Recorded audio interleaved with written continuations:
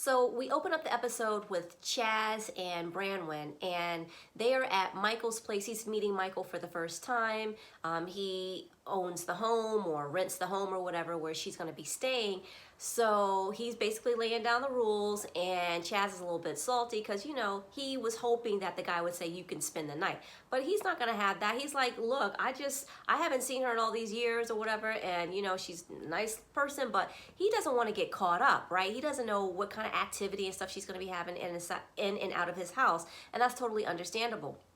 So Chaz, you know, with his tail between his legs, goes back to his hotel room. It was really sad with all the petals on the floor and welcome home and all of this stuff, right? He was just hoping maybe she could be able to go back to his hotel. So, you know, when she closes the door, you can tell she's like, oh, thank God, I can breathe. This guy is just like down my neck the whole time since she's probably like, I just got out. Give me some breathing room, right? And then, did you see when she got on the phone with Aaron? Well, I guess I was wrong about Aaron, as I thought Chaz doesn't need to worry about Aaron. He needs to worry about other things, but it seems to be that actually Aaron and Branwen still have feelings for one another. And so now we have Indy and Harry, and Indy is back on the line with that psychic, okay? And she's basically, you know, she's asking her about, like, you know, what she should do and stuff, of course, but it seems like this time she almost wants like a confirmation of what she knows she should do. That's just how it felt, because the psychic is saying basically, you know what's up, you know in your heart what's going on, and she seems to kind of finally be having some sort of breakthrough. I mean, it can be the closest thing to a cathartic moment we can get when we see people who are not using their basic fundamental thinking skills have like some kind of realization on camera. It is somewhat satisfying. So it looks like she is at least beginning to be in that process. So anyway, we go over to Harry, and Harry's talking with his other sister. Now, it seems to be that the parole officer contacted Lydia, the other sister, or if Lydia called the parole officer, I would assume it's the parole officer calling her, but either way, they spoke. And the PO knows that he has not been staying in the house. And he's sitting there on camera, smoking a blunt, and I'm like, can you do that on camera? Like, I don't know what the laws are since we are in the process still of decriminalizing marijuana, but it's still federally illegal. So I don't know how that works when you're on parole. But anyway, I was like, why even take a chance, right? Like, literally do not smoke on camera. It's the easiest thing to do. So anyway, so his other sister's telling him he needs to get his act together, whatever. He finally decides to go back to his sister's place. Walks in as quietly as he can because he doesn't want to have a whole situation with his sister. And it's been a week plus since he's been at that house. So he's basically just been out there wilding, right? He's just been out there in the street just doing whatever he wants to do. And they have a conversation, and basically it starts off as a conversation, and she's confronting him, but finally she's getting a little bit more like trying to make him just take accountability for what he's done. And, you know, they get into an argument. Of course, they're not going to see each other's way. He doesn't understand that what he's doing. Well, he does know that what he's doing is wrong and disrespectful. The thing is, he just doesn't care, all right? And when she said, what was it she said? She said, oh, like at the end of the argument, I came out here for nothing. And when she said that, I was like, okay, something must have snapped in this girl finally. So now we have Rick and Radine, and he wants to surprise her with this little backyard spa day he set up for her. And he gets there, and she gets there, and she's surprised because she's not used to like grand gestures, I guess, of, you know, affection and stuff. So she gets changed into her bikini, and he's just ready to pounce. And he's just like, you know, he's like a horny older guy at this point, right? He's just been waiting for her in the halfway house and waiting for her in the prison and, you know, not knowing what's going on with this other woman in prison. He really wants her, right? And he's in the pool with her. He's got her feet, and he's just all rubbing her feet and kissing her feet and eating rose petals and trying to kiss her. She is totally grossed out by him. Like, can you not read the cues? I mean, it just seems to me like, Rick, I mean, it doesn't, you know, they say there's just, you know, love is blind and there's no logic in it because, I mean, listen, he's not a GQ model, But I'm sure he is a nice guy. All right, I will give that to Rick. He is a nice guy. He seems to have a decent temperament. He can find somebody local with like nice teeth, okay, who's into him and, you know, like is attracted to, I mean, I'm not understanding this. And that's why that roommate is so frustrated, right? Because, you know, she's like, I'm right here, Big Papa. But anyway, so the roommate is like, so where is she? I thought we were going to see a little bit more of her. Now, the roommate, you know, we all know that the roommate has a little thing for Rick, but at the same time, she's right. Like, you know, she's trying to get him to see, like, this is not an ideal situation. And this whole Kay, you know, in prison, the girlfriend in prison, who, you know, was like a total surprise, and you know he's not comfortable with that. So the roommate's like, you know what, she's hiding something. I don't know if she was like cooking. She's like, no, something's not right, something's not right. And I was like, yeah, you're right about that, because when we get to the next scene, we come to find out that Kay is actually Mrs. Radine. Okay, that's her wife. So I'm like, oh, okay, so what kind of scam is this girl trying to run? Because, I mean, I know that he financially, I'm sure he gives her something, but he doesn't seem wealthy. So I don't know, like, what's the big play here with this guy? I really don't know. And I think that her parents know that she's married. I think they know, and they just haven't been saying anything. So anyway, we'll see next week. Is he gonna find out next week, or are they gonna drag this out? Because once he finds out that she's married to Kay, I think finally Rick is gonna be done. I think he is. I mean, I know he put in 4 years waiting for this woman, but see, that's why you have to use your mind. You have to use your basic logical senses. You know, at his age, you know, I mean, yes, men can create babies for many, many years. You know what? Side note, okay. One of my great-grandfathers, okay, listen, this is terrible to say, but let me tell you something. This man, this Chickasaw man from Mississippi, had his last child at 81 years old. Yes, he got his wife pregnant at 81 years old.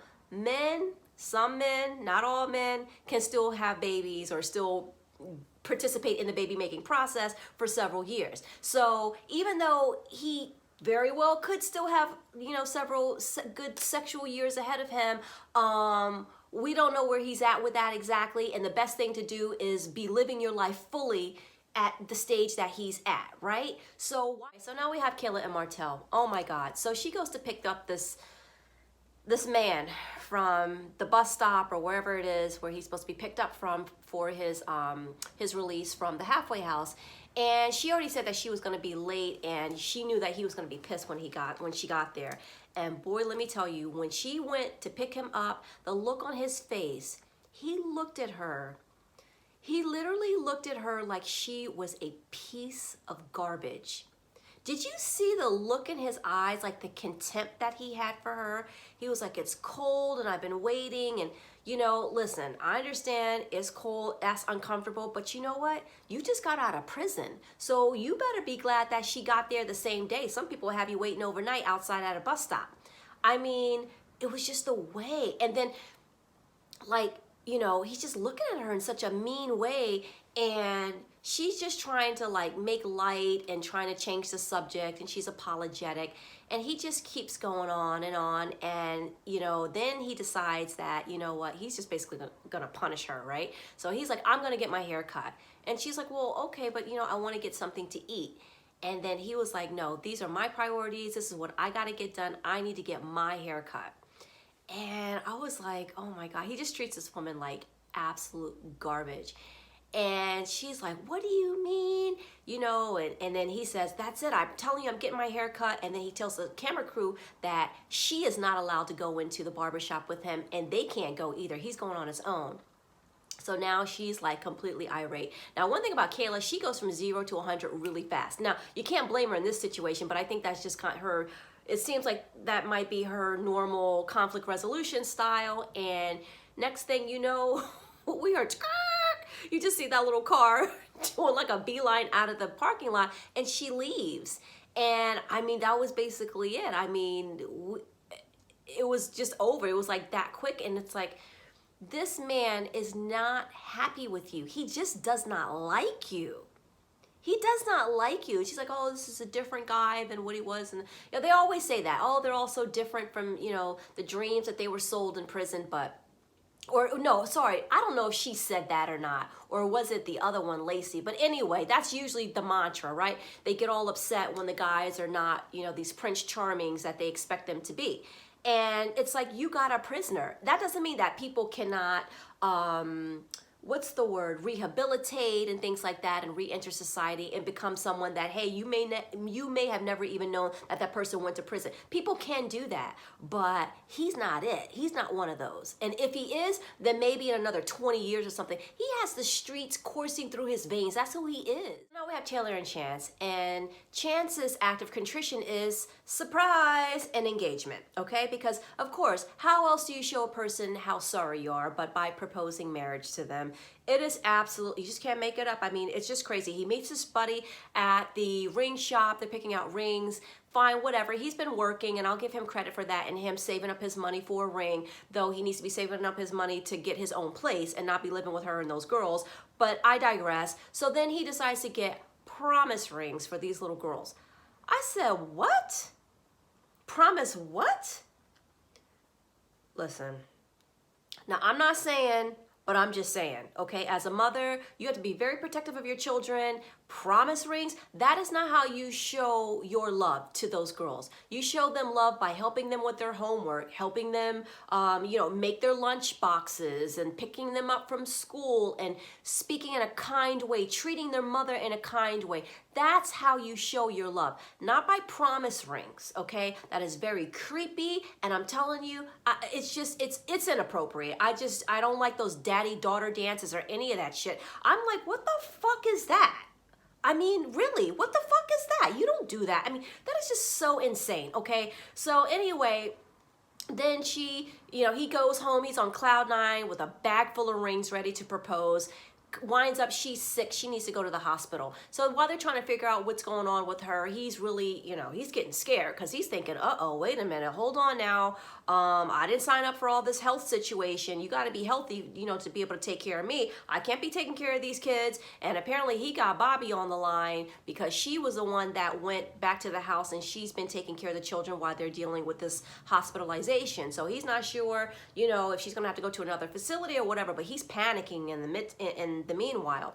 So then you know, then she comes out and she's all smiles and she's all happy, and she's like, you know, telling us, oh, actually it turns out that maybe it was something that he did to me when we were like having sex. It was just so disgusting. Listen, you should, of all times to lie, you should have stuck with that appendicitis story, okay? That would have been fine by us, all right? I didn't need to hear about your infection because he's knocking out walls and stuff like that. That's gross. I mean, this was a very disgusting episode. Between that and the feet with Radine and Rick, ugh.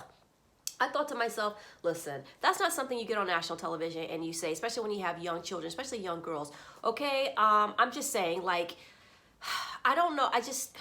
Why are they together? I hope she kicks him out. I hope they break up at some point. Listen, all you gotta do, listen to me, Taylor, all you gotta do is get yourself just a regular guy. You don't pluck them straight from prison and put them in the house with your little girls. You can date, but there are rules to this when you're a single mom and you have very young, vulnerable children. You do not move men into your house like that. How many story after story after story we see these people on My 600-Pound Life? Oh, my mom's boyfriend, you know, abused me. We see it all the time, right? And I'm not saying that's the case with him, but you have to think in a paranoid way in order to keep your children protected. All you gotta do, you can find somebody, some regular schmegular Joe Schmo who you don't have to help get a job and help do this and all this stuff. You don't move them in. You keep your sister there. If you guys got a thing when it's working out, you keep your sister there. You don't interrupt your family dynamic for someone that you do not know. So lastly, we have Lacey and Antoine, and she wants him to enjoy this scene at this lookout point. And as we've seen episode after episode, he does not even like getting out of the car. And I didn't know if that was like a laziness at first or just like him detaching from her. But, and maybe there is some of that in there, but I think that that solitary did affect him. He just seems to be like very comfortable where he is in his little spot, no matter where he is, and he just wants to kind of stay there. And these are long-term psychological effects. And she even said that she knows that he's suffering because of that, but at the same time, she's always trying to like whip him into shape. And it's taking on a very matronly sort of dynamic between them two. It feels like she's always telling him to kind of like buck up and get strong, and you know, like you're not his boot camp coach, right? If you got to do all that, then he's not worth being with. I mean, are you literally going to the Build-A-Man workshop and trying to create the kind of man that you want fresh from prison with all this trauma and, you know, whatever he dealt with growing up with his mother, because it looks like he probably went through a whole lot growing up with that mother of his. But at the same time, they're still very close. I just don't get it. Out of all the couples, I'm probably the most curious to know what's going to happen with these two. Now, I have other wishes that I want for the other couples, like, you know, break up, break up, break up. But this one, I just want to know, like, where this is going and how long is this going to last, because this is absolutely bonkers. But anyway, listen, guys, thanks for tuning in. I really appreciate you guys taking your time out and checking out my video. If you liked it, please give it a thumbs up, subscribe, share it with a friend, and turn on your notification bell so you know when I make new videos. I am playing around with the whole going live thing, so hopefully I will be able to do that very soon, and if I am, I will let you guys know. But if you have your notification bell on, then you'll know no matter whatever I'm doing when I set out videos. I'm also doing 90 Day Fiance, and I'm doing the courtship, and I don't know. I can't even think right now. But yeah, so if you like any of those other videos or are interested in those shows, check out my catalog. So that's it. Please stay safe, take care, and chipisa lacho.